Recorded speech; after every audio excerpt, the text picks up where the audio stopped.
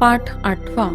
वाट पाहताना. अरुणा ढेरे, प्रसिद्ध कवयित्री, कथालेखिका, संशोधक आणि समीक्षक, मराठी साहित्य संमेलनाच्या अध्यक्षपदी निवड झालेल्या.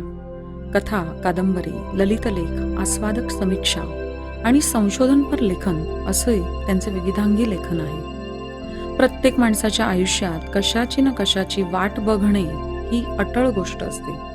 वाट पाहणे आणि त्यामागची भावना, संयम, हुरहुर, काळजी असे अनेकविध पैलू लेखिकेने उलगडून दाखवले आहेत. वाट पाहणे हा अनुभव सुखद तर कधी दुःखदही असू शकतो. त्यात कधी उत्कंठा, हुरहुर तर कधी काळजी किंवा दडपण असते, हेच या पाठातून लक्षात येते. मोकळ्या अंगणात झोपण्यासाठी, आजी आजोबांच्या सहवासात राहण्यासाठी आणि कोकिळीचा कुहू ऐकण्यासाठी वाट पाहणं आणि अर्थात सुट्टीची वाट पाहणं किती छान वर्णन केलंय लेखिकेने. तुम्हाला अशी सुट्टीची वाट पाहावी लागते का? काय काय ठरवता तुम्ही सुट्टीच्या योजना? तुम्हा हल्लीच्या मुलांना सुट्टी अशी वेगळी अनुभवताच येत नाही, हो ना? 10वी 12वी म्हटलं की एक्स्ट्रा क्लासेस तरी असतात, नाहीतर परीक्षा तरी. आणि जो काही मोकळा वेळ मिळतो तो मोबाईलच्या सानिध्यात तरी, नाहीतर इंटरनेटच्या सानिध्यात तरी घालवतो. असो, आधुनिक गॅजेट्स वापरायला तर हवीत नक्कीच, पण त्याही पलीकडे जग आहे याचा आपल्याला विसरच पडलाय जणू. म्हणूनच लेखिकेने नेलेल्या या वेगळ्या जगात जरा डोकावून पहा आणि अनुभव घ्या. तुमच्यापैकी किती जणांना वाचनाची आवड आहे? लेखिकेच्या लहानपणी त्या आणि त्यांची भावंड पुस्तकं वाचायला मिळण्याची सुद्धा वाट पाहत असत. पुस्तकासारखा सखा नाही, पुस्तक तुम्हाला एका वेगळ्याच दुनियेत घेऊन जातं. न पाहिलेले देश, न भेटलेली माणसं, न अनुभवलेले प्रसंग, अनोळखी तरीही आपले वाटणारे, हे सगळं पुस्तकामुळे घडतं. ओळखीचे धागे जुळणारे आणि न जुळणाऱ्या गोष्टी सुद्धा किती थक्क करणाऱ्या असतात. खरंच असं वाटून जातं जग असंही असतं तर, पण पुस्तकं वाचली तर. लेखिका पोपटांच्या थव्याचीही वाट पाहत असे. अंगणातील उंबराच्या झाडावर हे थवे कसे शोभून दिसतात याचं वर्णन तुम्ही पाठात नक्कीच वाचा. लेखिका एक कवयित्री सुद्धा आहे. कवितेचं बोट धरणं म्हणजे कवितेशी मैत्री. कविता आणि मैत्री यातील फरक किती छान सांगितलाय पहा इथे. लिखाण किंवा कविता करणं याला प्रतिभा लागते. काहींच्यात ती उपजत असते तर काहींच्यात ती नंतर निर्माण होते. कविता ही खूप चंचल आणि लहरी असते. ती तिला पाहिजे तेव्हाच येते. म्हणजे अगदी आपण काही काम करत असताना किंवा अगदी मध्यरात्री सुद्धा आपण हाक मारावी आणि तिने यावं, अशी ही मैत्रीण नव्हेच. कविता आणि संधी यात एक साम्य आहे, माहित आहे का तुम्हाला? ते म्हणजे त्या जेव्हा दार थोटावतात त्याच वेळी त्यांना दार उघडून आत घेतलं नाही तर ती पुन्हा तुमच्या दारात कधी येणार नाही. कवितेची वाट पाहून अस्वस्थ होणं, कशातच मन न लागणं असं होतं कविता करणाऱ्यांचं. बाहेर नोकरी किंवा कामानिमित्त गेलेल्या व्यक्तींची घरी असलेल्या व्यक्तींनी वाट पाहणं किती वेगळं असतं पहा. एक गंमत म्हणून सांगते. सिनेमांमध्ये दिव्यांची ज्योत विझली की कोणतरी देवाघरी गेलं असायचं. माझ्या मनावर ते इतकं पक्क बिंबलं गेलं होतं लहानपणी. एकदा काय झालं, सकाळी भाजी बाजारात गेलेली माझी आजी यायला उशीर झाला आणि देवाजवळच्या निरांजनाची ज्योत त्यातलं तेल संपल्यामुळे विझली. आजी देवाघरी गेली म्हणून मी घरी रडून जो गोंधळ घातला. लेखिकेनं आत्याबद्दलची लिहिलेली आठवण वाचा. कुठेतरी अशीच तगमग किंवा काळजी याच्यामध्ये जाणवते.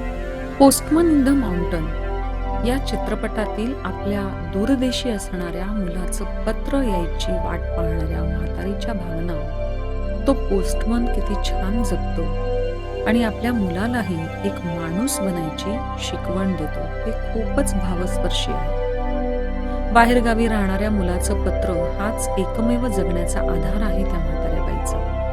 हे ओळखलं त्या प्रौढ समंजस पोस्टमननं. तो पत्र पोचवणारा केवळ सरकारी नोकर नाही तर माणूस आहे, एक भला माणूस. आणि म्हणूनच तो आपल्या मुलाला केवळ पहाडातल्या वाटा आणि खेडीच दाखवतो असं नाही, तर माणसं देखील दाखवतो. आणि म्हातारीचं वाट पाहणं सुखाचं कसं करता येईल याची रीत मुलाला शिकवत आहे. वाट पाहणं सुखाचंच असतं असं नाही.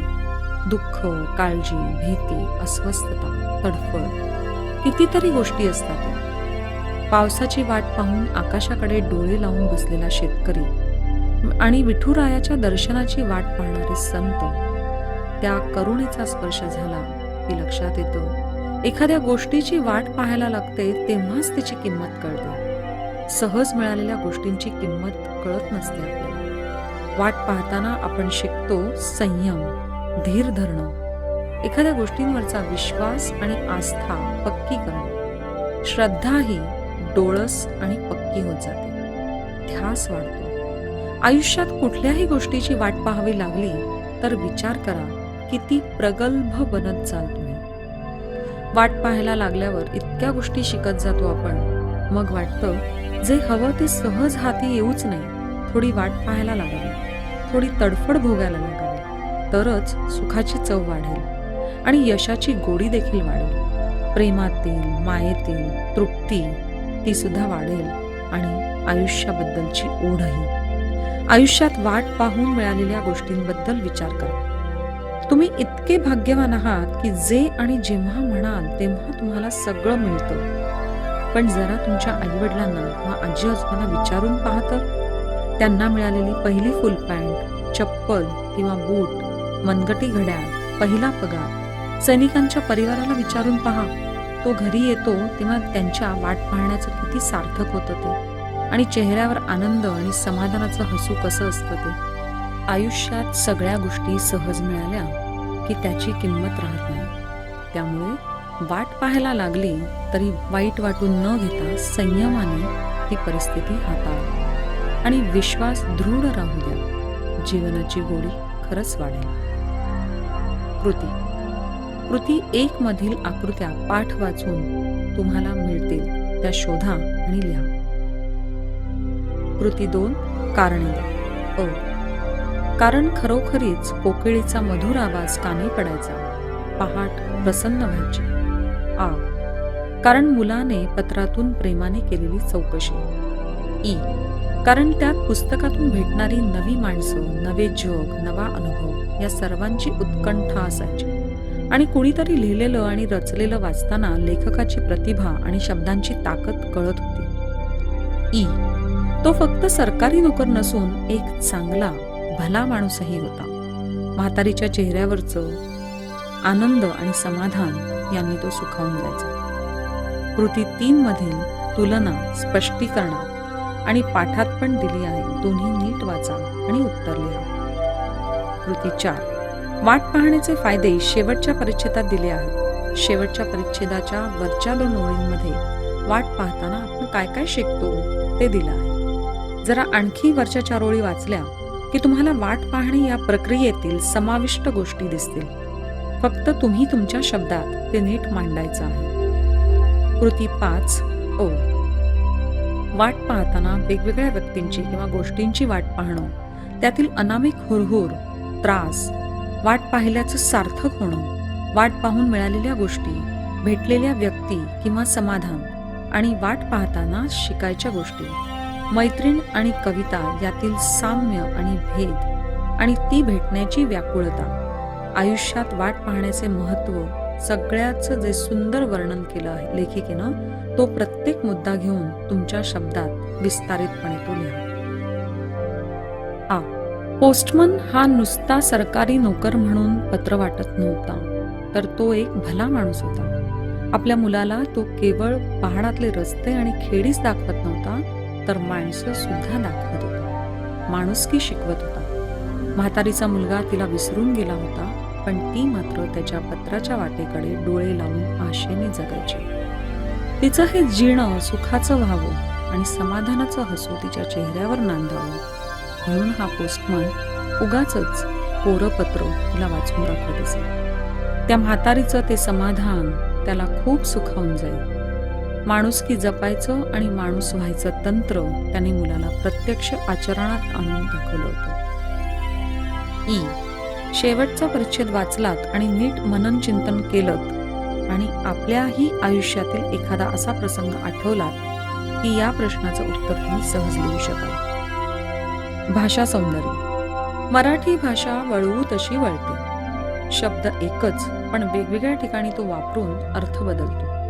वाट हा एकच शब्द घेऊन किती अर्थपूर्ण मनोगत व्यक्त केलंय पहा. या मनोगताचा अभ्यास करून भाषिक सामर्थ्य जाणून घ्या आणि तुम्ही सुद्धा असा एखादा शब्द घेऊन प्रयोग करून पहा. मध्यंतरी व्हॉट्सॲपवर पुलंची एक पोस्ट आली होती. त्यात लागली हा शब्द वापरून एक छान गोष्ट तयार केली होती. सोशल मीडियाचा वापर असा विरंगुळा म्हणून करा जो तुम्हाला अभ्यासाला सुद्धा उपयोगी पडेल.